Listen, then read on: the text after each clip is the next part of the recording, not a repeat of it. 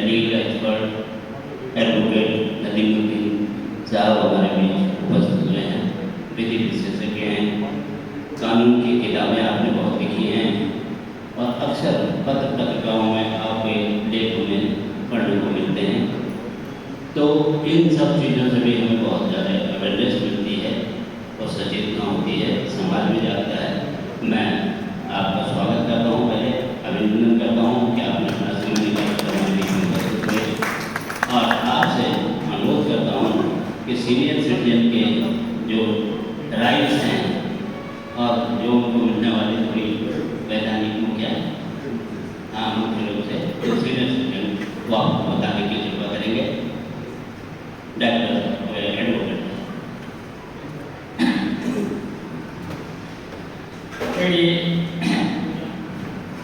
यहाँ पर गुरु ने इसलिए कहा कि वास्तविक गुरु भी मेरे बहुत सारे यहाँ मौजूद जेपी सर हैं और हमारे सीनियर एडवोकेट जोशी जी हैं, हरीश जी हैं और बाकी आप वरिष्ठ नागरिक हैं।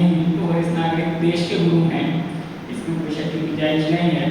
और सबसे पहले मैं ये बताना चाहता हूँ कि वरिष्ठ नागरिक होना जो है एक गौरव की बात है। आप देश के संरक्षक हैं, देश के युवा पीढ़ी के मॉनिटर हैं और आप देश को दिशा देने वाले हैं। और क्योंकि आज की डेट में हम सबसे ज़्यादा युवाओं वाले देश हैं, तो अगले वर्षों में सबसे ज़्यादा सीनियर सिटीजन वाले देशों में होना है।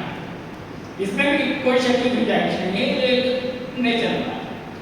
अब सवाल ये है कि पहली बात तो ये है कि सीनियर सिटीजन अपने आप को समझे, बूढ़ा ना समझे। पहले जब हम बूढ़ा समझने लगते हैं या ओल्ड एज समझने लगते हैं तो डॉक्टर साहब की जरूरत पड़ जाती है और सारी समस्याएं। डॉक्टर साहब ने पहले भी समझाया कि आप ये करें, तो वो सब करने की जरूरत तभी पड़ती है कि आपका दिमाग जो है अपने आप को रिटायर मान लेता है। आप रिटायर नहीं हुए हैं, आप अनुभवी हुए हैं। इसलिए आपको सबसे पहले तो ये समझना है कि आप सीनियर सिटीजन हैं।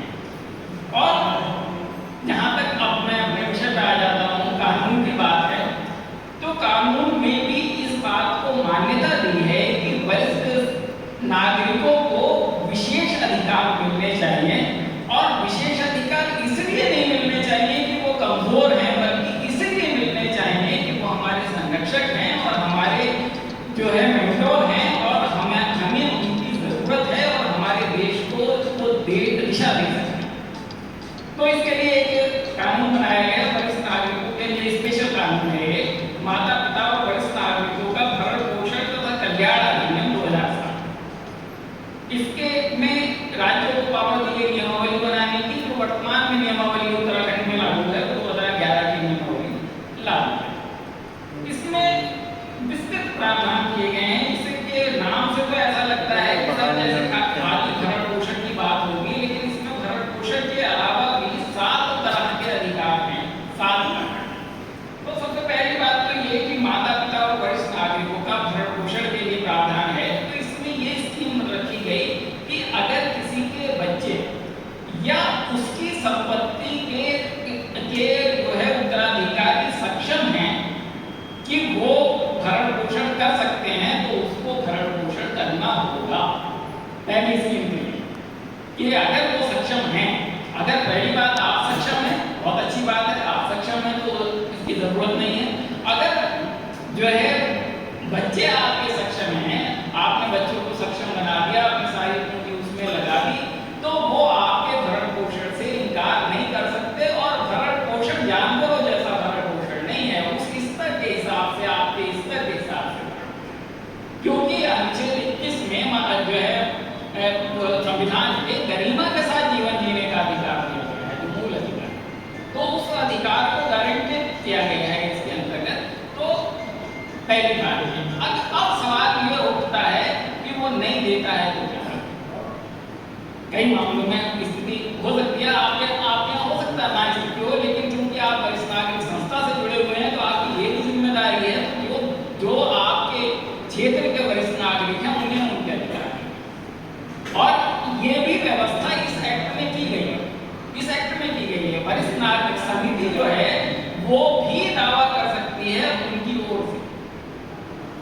उसमें ये व्यवस्था भी की गई है। अब आप कहेंगे कि साहब कोर्ट के चक्कर कौन काटेगा, तो इसकी भी व्यवस्था की गई है कि एक तो पहली बात अधिकरण जो है, जो ट्रिब्यूनल है, उसमें एसडीएम को पावर दी गई है, पहली बात। दूसरी बात ये कि वो डाक से जो एप्लीकेशन आएगी वो भी सुनेगा, और वकील की जरूरत उसमें नहीं होगी। वकील पे पाबंदी लगा दी है कि वकील नहीं घुसेगा। एक मतलब वो ये क्या मामा आपके प्रोफेशन के अगेंस्ट खड़े हो, लेकिन उन्होंने ये माना कि वकील घुसेगा तो कानूनी दाव नहीं करेगा और अधिकार नहीं मिल पाएगा। ये परिवार न्यायालय अधिनियम में भी है, तो जो है उसमें ये व्यवस्था की गई कि वकील नहीं घुसेगा। अब उसके लिए अब क्या आप कहेंगे कि साहब हम तो जानते भी नहीं, हम क्या करें, तो उसके लिए एक ये व्यवस्था की गई कि जिले का जिला समाज कल्याण अधिकारी जो है वो आपकी पैरवी करेगा। ये भी व्यवस्था है, वो पैरवी करेगा आपकी, आपको कहीं जाने की जरूरत नहीं है, वो व्यवस्था आपकी करेगा। अगर आप सक्षम नहीं है जाने में तो कोई बात नहीं, लेकिन आपको जो है ज्यादा आपका जो है वो अधिकार मिलेगा। अब आप कहेंगे कि एसडीएम साहब ने ऑर्डर कर दिया, वो मानते ही नहीं, तो क्या करेंगे, तो उसमें हर महीने के लिए 1 महीने तक की सजा है। अगर उसका पालन नहीं होगा 1 महीने का तो 1 महीने की सजा, उसके बाद अगले महीने का पालन नहीं होगा तो अगले महीने की सजा। तो इतनी जबरदस्त सजा के बाद जो है अगर सक्षम होगा तो वो पालन करेगा। तो ये तो माता पिता के भरण पोषण की बात हुई। अब दूसरी बात ये है कि साहब हमारे पास तो बच्चा भी ऐसा नहीं है जिसके पास संपत्ति हो, या बच्चा ही नहीं है, ठीक है, तो भरण पोषण क्या होगा, फिर आपके अनुच्छेद 21 का क्या हुआ था। तो उसके लिए ये व्यवस्था की गई कि धारा 19 में इस अधिनियम की कि प्रत्येक जिले में एक वृद्धाश्रम की व्यवस्था राज्य सरकार करेगी, और उसमें एक स्तर नॉर्म तय कर दिए गए। इस नॉर्म्स के अंतर्गत सुविधाएं दी जाएंगी, जेल की तरह सुविधाएं नहीं दी जाएंगी, उसके सम्मान और गरिमा को देखते हुए उसमें नॉर्म्स सेंट्रल गवर्नमेंट ने तय किए हैं, उस नॉर्म्स के अंतर्गत जो है उसकी व्यवस्था की जाएगी। तीसरी बात ये दूसरा अधिकार होगा। तीसरा ये कि वरिष्ठ नागरिकों की चिकित्सीय देखरेख के लिए प्रावधान किए गए धारा 20 में। तो पहली बात तो ये कि जितने भी सरकारी और सरकारी वित्त पोषित जो अस्पताल होंगे वो वरिष्ठ नागरिकों के लिए बेड रिजर्व रखेंगे, बेड देंगे ही, ये उनका अधिकार है। मतलब वरिष्ठ नागरिकों का अधिकार है कि उन्हें बेड देना ही पड़ेगा, जो सरकारी और सरकारी वित्त पोषित हैं, यानी एडेड।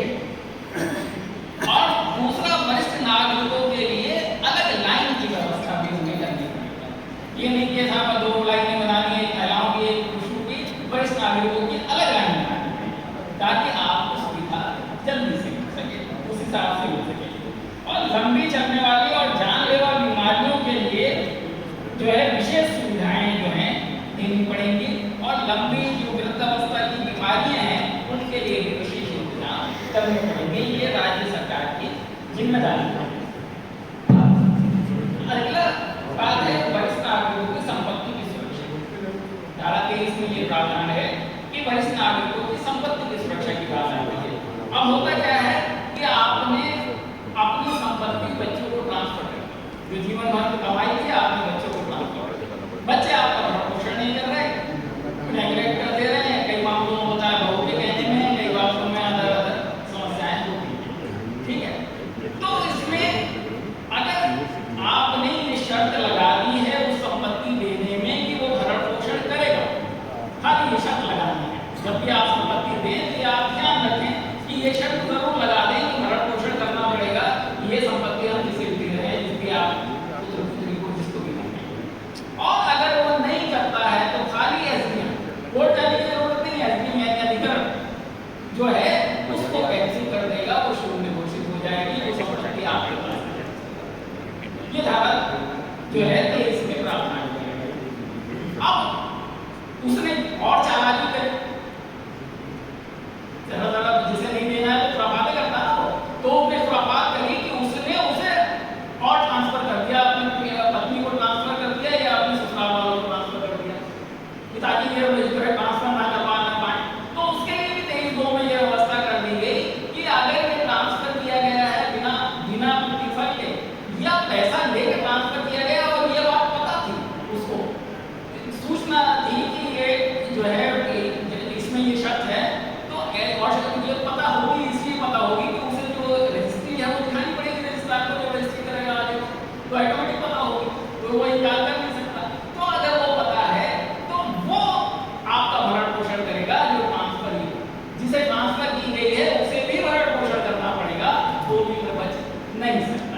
तो ये सेक्शन 23 में एक जो है सर इसमें एक चीज रही है।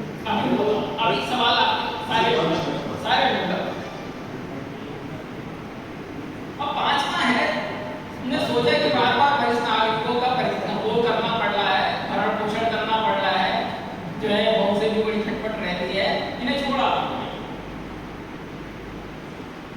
तो उसके लिए ये व्यवस्था की गई कि इस धारा 24 में कि अगर वो परित्याग करता है या परित्याग करने की कोशिश करता है तो 3 महीने की सजा और 5,000 रुपए तक की जुर्माना या दोनों होंगे, और यह अपराध कॉग्निजिबल होगा।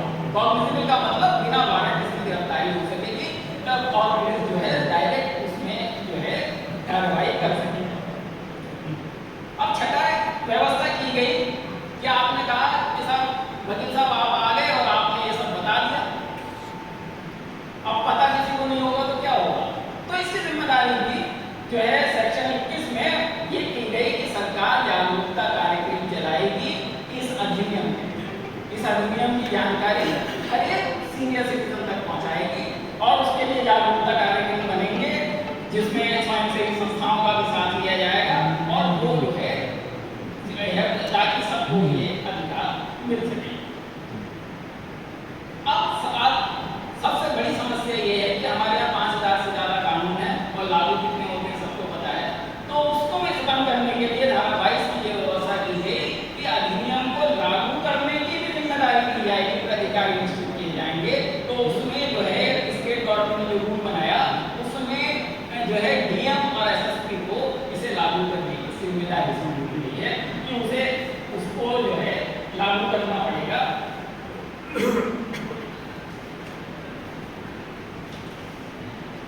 अब इसमें जो रूल है इसके लागू करने के लिए रूल में जिला मजिस्ट्रेट को पावर दी गई। अब जिला मजिस्ट्रेट को अलग अलग पावर है कि जिला मजिस्ट्रेट को इसका क्रियान्वयन करेगा सारे का, और जो है जिनकी भी जहाँ भी व्यवस्था में कमी होगी और जैसे मुकदमे होते हैं, अगर वरिष्ठ नागरिकों ने कोई मुकदमा किया है तो उसकी मॉनिटरिंग भी डीएम करेगा, ठीक है।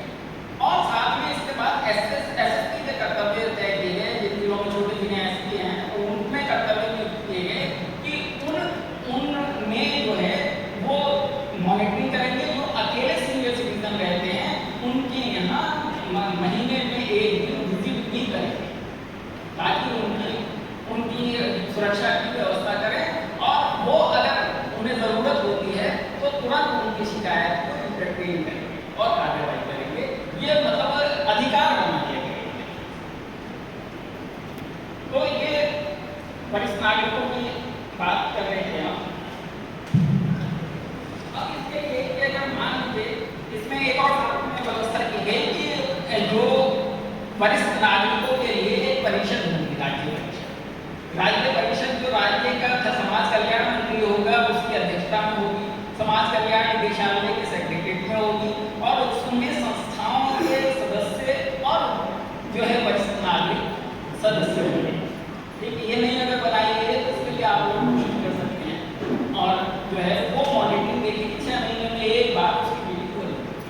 इसी तरीके से जिला समितियां बनेंगी, जिला वरिष्ठ नागरिक समितियां, और उसमें भी जो है वरिष्ठ नागरिकों में से जो है संस्थाओं के प्रतिनिधि रखे जाएंगे और इसमें वरिष्ठ नागरिक भी रखे जाएंगे, जिनकी मीटिंग 3 महीने में होगी, यानी वो भी मॉनिटर करेंगे कि भाई इसका क्रियान्वयन पूरा है या नहीं। अब इसमें अगर मान लीजिए ये क्रियान्वयन नहीं होता है तो उसके लिए आपके पास सूचना है कि अगर मान लीजिए आपको लगता है कि आपके जिले में प्रदर्शन नहीं है या अधिकारी कार्रवाई नहीं कर रहा है या इस रूल में रूल इंटरनेट पे अवेलेबल है, समाज कल्याण विभाग की वेबसाइट पे अवेलेबल है, जिसे जरूरत में आपको दे दूंगा पीडीएफ फाइल आप देखिए। तो जो है उसमें साफ साफ लिखा हुआ है कि जो उसमें व्यवस्था है उसमें अगर तो पालन नहीं कर रहा है, वो अपने डीएम अपने कर्तव्य का पालन नहीं कर रहा है या जो है एसएसपी अपने कर्तव्य का पालन नहीं कर रहा है, तो उसके लिए आप सूचना अधिकार की मदद जो है ले सकते हैं और सूचना अधिकार में आप सूचना ले सकते हैं। अब उसमें आप जानते हैं कि प्रत्येक लोक प्राधिकारी जो भी सरकारी विभाग है उसके अंतर्गत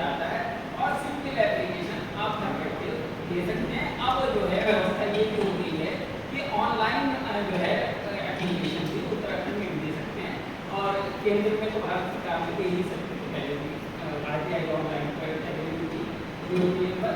अब स्टेट गवर्नमेंट की भी ये व्यवस्था की गई है कि आप जो एप्लीकेशन है जो है वो दे सकते हैं। अगर सूचना नहीं मिलती है, जैसे जीवन से संबंधित सूचना है, आपकी सूचनाएं ये जैसे वरिष्ठ नागरिकों से संबंधित हैं, अगर जीवन से संबंधित होती हैं तो 48 घंटे में उपलब्ध करानी जरूरी है।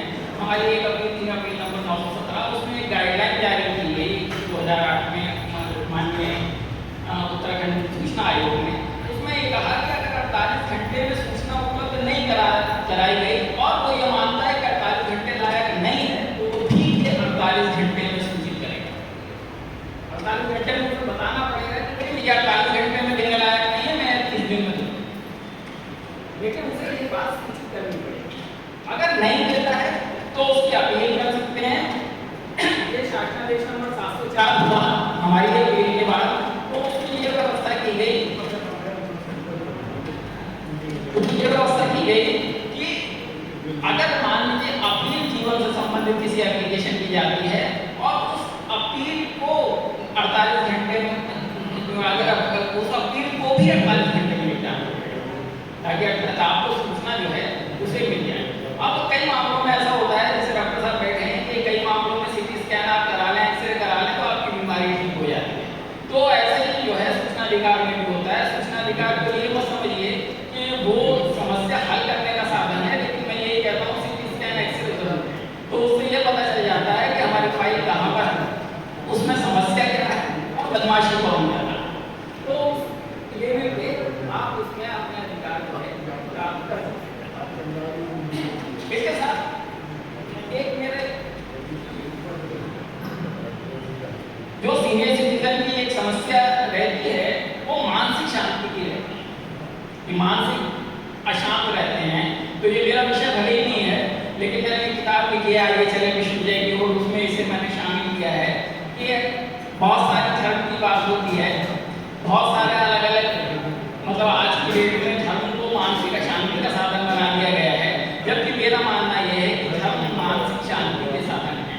और उसके जो सब धर्मों में कॉमन सिद्धांत है उन सिद्धांतों को अगर हम पक्के तरीके से मान लें तो सारी समस्याएं जो है मानसिक शांति की कम से कम हल हो जाएगी। पहला ये कि सभी धर्मों में समान है, गीता में भी यही लिखा हुआ है कि मृत्यु का एक दिन निश्चित है, आत्मा अजर है।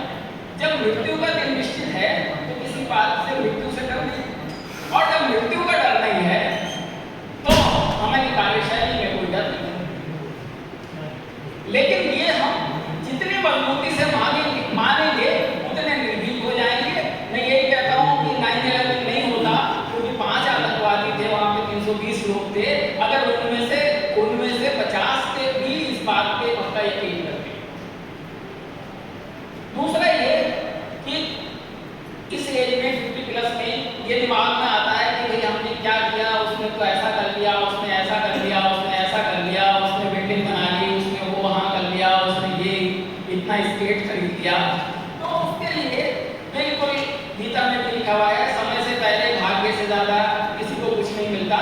कुरान में भी ये लिखा हुआ है कि अल्लाह ताला जिसकी चाहता है रोज तंग कर देता है, जिसकी भी चाहता है ज्यादा कर देता है। तो जब समय से ज्यादा कुछ मिलना ही नहीं है, वो मिलना ही नहीं था, तो आपने क्या किया? आपने कुछ नहीं किया, आपके लिए उतना ही लिखा था, इसलिए आपको टेंशन लेने की जरूरत नहीं है। जब मैंने ये बात रखी तो एक IAS महोदय बोले कि भाई फिर काम क्यों करें, फिर काम क्यों करें? कह रहे जब भाग्य से ज्यादा नहीं मिलना, आपका कहना ये है, तो काम क्यों करें? तो गीता में इसका भी जवाब लिखा हुआ है, कर्म ही पूजा है। कुरान में क्योंकि पूजा किसी और की नहीं आई, इसलिए लिखा हुआ है नमाज कायम करो और रोजी की दौड़ धूप को निकल जाओ। बिल्कुल सेम बात, क्योंकि तो उसमें इसका मतलब ये है कि कर्म हमें वैसे ही करना है जैसे हम पूजा करते हैं। पूजा के लिए हम इसलिए पूजा नहीं करते कि हमें कुछ मिल जाएगा, डायरेक्ट आर्थिक लाभ हो जाएगा। हम मानसिक शांति के लिए पूजा करते हैं, आत्मिक शांति के लिए करते हैं, या वही ईश्वर का शुक्र पूजने के लिए करते हैं। तो वैसे हमें करनी है। और तीसरी बात ये होती है कि यश और अपयश की एक बड़ी चिंता रहती है कि मेरी इज्जत खराब हो जाएगी, ये हो जाएगा, ये हो जाएगा। तो वो भी ईश्वर के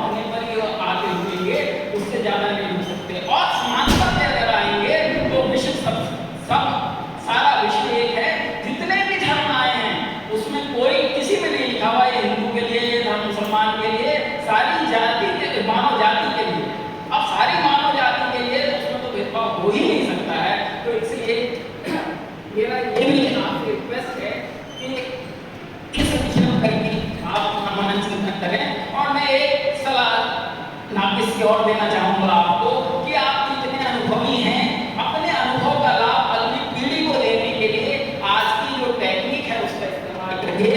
या तो आप कथा लिखिए या अपने अनुभव के आधार पर वीडियो बनाइए, ताकि उन अनुभवों का लाभ जो आपने जीवन में प्राप्त किए हैं अगली आने वाली हो सकता है कि वो आपके आसपास के लोग आपके बच्चे और बच्चों को लगे कि ऐसा आपके पापा क्या कर रहे हैं, लेकिन हो सकता है वो दूसरों के बच्चे के काम आए और दूसरों के सीनियर सिटीजन का अनुभव आपके बच्चे के काम आए, तो भी पूरे देश का और इससे भला होगा। इसी के साथ अपनी बात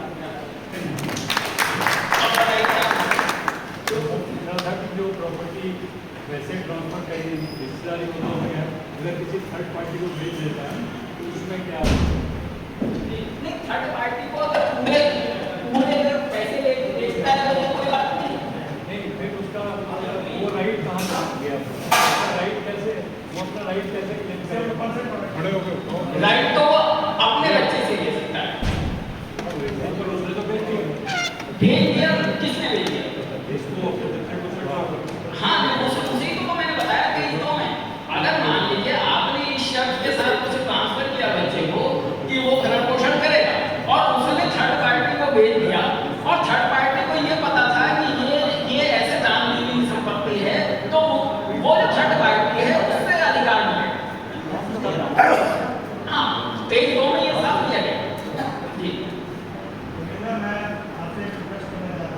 जी जी जी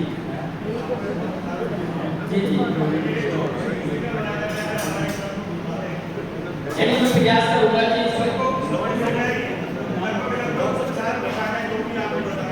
ठीक है, मैं प्रयास करूंगा कि इस पे किताब को कहते हैं इतना बड़ा सब्जेक्ट नहीं, लेकिन आर्टिकल लिख के मैं उस आर्टिकल को पब्लिश करवाऊंगा। हाँ, आर्टिकल पब्लिश करा दूंगा, और जो एक्ट है उसकी PDF फाइल में हर के बाद भेज दूंगा, उससे आप एक्ट और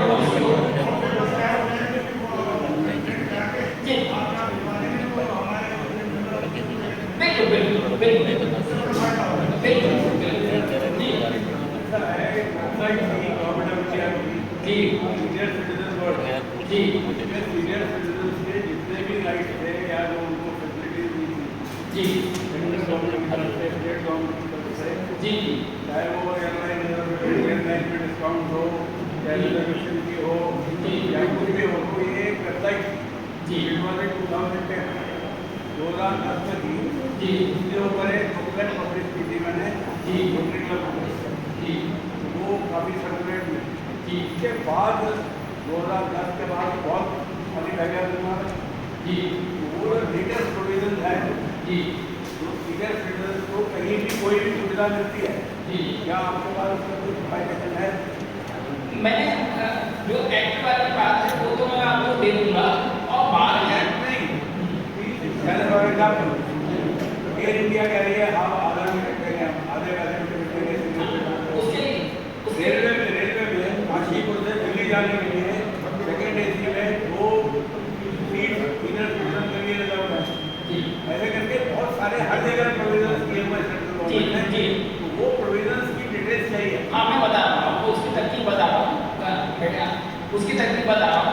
देखिए, ऐसा है कि पूरे देश में अलग अलग विभागों में जो सुविधाएं हैं उसका कंपाइलेशन इतना आसान नहीं हो सकता है, लेकिन क्योंकि आप जानकारी देती हैं और आपको जिस विभाग से संबंधित जरूरत है उसमें सूचना निकाल लगा के उसे ले, उसमें सूचना निकाल, जैसे रेलवे में है, रेलवे में सूचना निकाल लगाइए कि सर रेलवे क्या क्या सुविधाएं हैं। सर, आप तो ये कह रहे हैं कि एक जगह पर एक पब्लिकेशन हो जिसमें के वो सारी फैसिलिटी मेंशन हो, और उसके बाद रेगुलरली जैसे ही गवर्नमेंट प्रोविजन चेंज करती है उस पब्लिकेशन को अपडेट किया जाता है। क्या बहुत अच्छा सुझाव है, हर एक सीनियर सिटीजन के पास होनी चाहिए। इसके लिए समाज कल्याण विभाग जो है वो भी पैसे देगा, संस्थाएं भी देगी, रोटरी क्लब, लॉन्च क्लब, ये वो सारे वो भी देंगे, तथा ये रोटरी क्लब है, सब देंगे पैसा। लेकिन ये एफर्ट होनी चाहिए जिससे कि एक बुकलेट हर एक सीनियर सिटीजन के पास हो। ठीक है, इसका मैं प्रयास करूंगा और आपकी जो अपडेट है वो मुझे उपलब्ध आगे जो है वो जी उसकी सूचना पाएंगे ताकि उसे कंप्लीट किया जाए। हाँ जी, और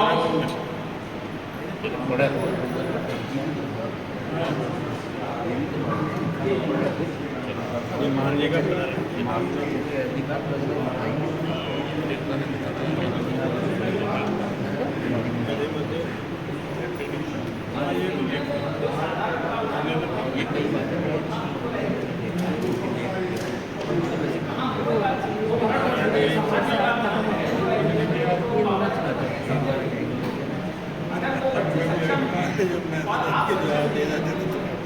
और साथ में एक और बात, अगर बच्चे नहीं हैं तो भी आपके जो उत्तराधिकारी हैं, जो नातेदार हैं, उनसे लेने का अधिकार। किसी का बच्चे नहीं है तो ऐसी स्थिति में जिसे आपकी प्रॉपर्टी जाएगी, जिसके नाम उत्तराधिकारी जो होगा वो उससे आपको लेने का। ठीक है, धन्यवाद।